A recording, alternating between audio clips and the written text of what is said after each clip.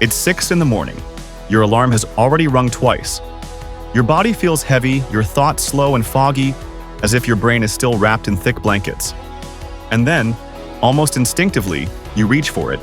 A small cup, dark, steaming, bitter. You take a sip. And within minutes, something shifts. The fog begins to lift. Your eyes open wider. Your thoughts sharpen. It feels almost magical, as if the liquid itself carries wakefulness inside it. But here's the unsettling question. Coffee doesn't actually give you energy. So if it isn't pouring energy into your body, what is it doing? Why does a simple bean, roasted and brewed, have the power to transform your mind so quickly? And what exactly is happening inside your brain when that first sip hits your bloodstream? Today, we're stepping inside your head to uncover the quiet battle that coffee fights every single morning. Welcome back to Simple Things Why and How, where we take the everyday rituals you barely think about and reveal the extraordinary science unfolding beneath them. Coffee is more than a drink. It's a morning ceremony, a pause before the chaos, a warm signal that the day has officially begun. Millions of people around the world rely on it, trust it, even swear by it.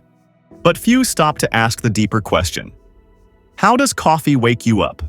To answer that, we need to understand something surprising.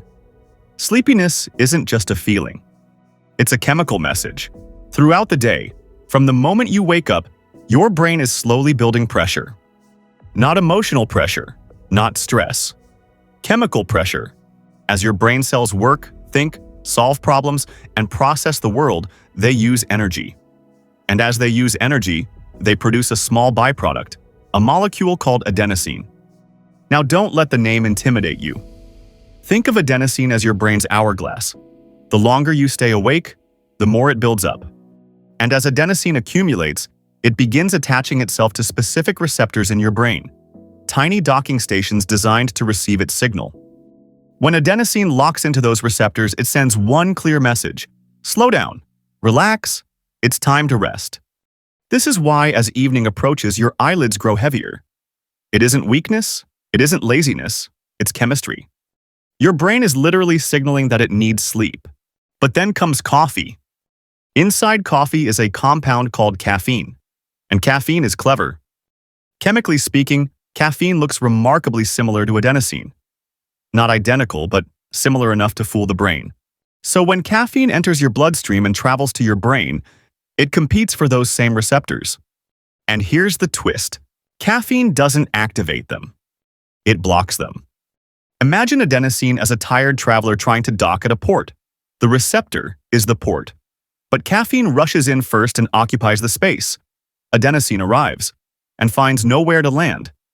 The slowdown message never gets delivered. Your brain doesn't suddenly gain energy. It simply stops receiving the signal that it's tired. That's why coffee feels like a burst of alertness. It isn't adding fuel. It's silencing the voice that says you're exhausted. But the story doesn't end there, because once adenosine is blocked, something else happens. Normally, adenosine also plays a role in calming down certain stimulating chemicals in your brain, including dopamine and norepinephrine. These are chemicals associated with focus, alertness, and motivation. When caffeine blocks adenosine, that calming effect is reduced. Dopamine flows more freely. Norepinephrine activity increases. Neural firing speeds up. Your brain becomes more active. Heart rate may rise slightly. Blood vessels constrict. Reaction times improve. It's like opening the curtains in a dark room. The room hasn't changed, but the light reveals everything more sharply. And this happens surprisingly fast. Within about 15 to 45 minutes of drinking coffee, caffeine reaches peak levels in your bloodstream, which is why that morning cup feels like flipping a switch. Here's something fascinating. If you're well-rested, caffeine may make you feel sharper. But if you're deeply sleep-deprived, coffee doesn't truly restore you. It simply masks the exhaustion. The adenosine is still there. It's still building up. It's just temporarily blocked from delivering its message. Which explains the crash. Hours later, when caffeine begins to wear off, those receptors become available again.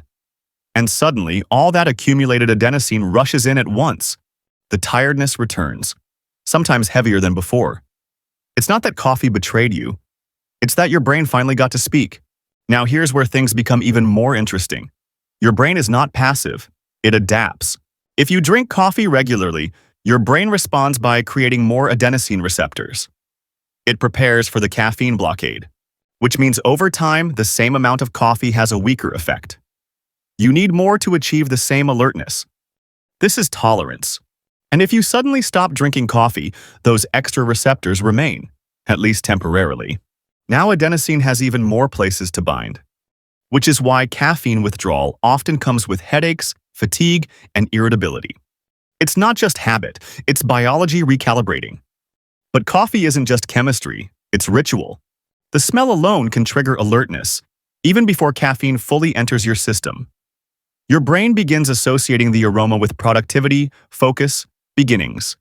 That first sip is rarely just about caffeine. It's about permission. Permission to start the day, to think clearly, to engage. In many cultures, coffee is shared in conversation, in community. It's not just stimulation, it's connection. And maybe that amplifies its power, because waking up isn't only physical, it's psychological. So when you ask, how does coffee wake you up? The answer isn't that it injects you with energy. It plays a delicate game with your brain's chemistry. It blocks tiredness rather than creating vitality. It turns down the volume of fatigue so that alertness can rise. And in doing so, it reveals something profound. Your body already knows when to sleep. It already keeps perfect track of time through chemical signals and circadian rhythms. Coffee simply interrupts that conversation, which makes you wonder. In a world that constantly demands productivity, are we waking ourselves up or just postponing rest? Coffee isn't the villain. It's one of the most studied and widely consumed psychoactive substances in the world, and in moderate amounts, it's generally safe and even linked to certain health benefits.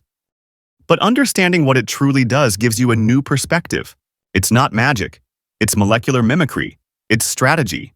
It's a tiny compound slipping into the machinery of your mind and whispering, "Not yet." Tomorrow morning, when you lift that warm cup and feel the steam against your face, remember what's happening beneath the surface. A quiet competition at the level of molecules, a race for receptors, a temporary silence of fatigue. And maybe, just maybe, you'll appreciate that cup not as a source of energy, but as a clever pause button on your brain's need for rest.